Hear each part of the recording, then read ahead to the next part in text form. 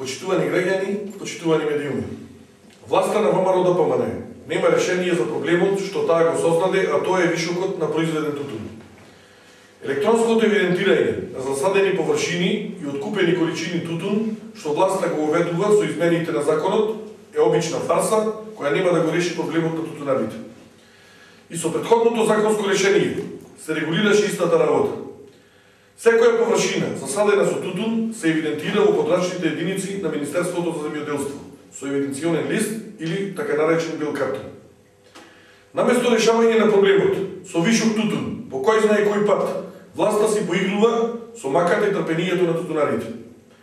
Целост налага се тврдењата дека Светската здравствена организација ја притиска владата да се намалат количините на произведен тутун. Напротив, во опит да купи социјален мир, власта е таа која во последните години го притиска компаниите да го откупат вишокот на произведен тутун. Затоа се создадоа огромни залихи на тутун, кои годинава ќе предизвикаат проблеми при откупот надвор од договорената количина. Доколку владата на ВМРО ДПМН работеше на подобрување на стандардот на граѓаните и отвореше нови работни места, особено зборувам за Прилепскиот регион, производството на тутун само ќе се намалеше.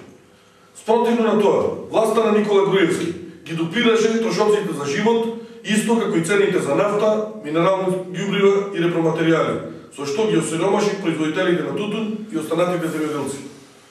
Почитувани граѓани, СДСМ смета дека субвенцијата од 60 денари по килограм тутун нема да ги покрие трошоците кои ги наметна ВМРО ДПМН.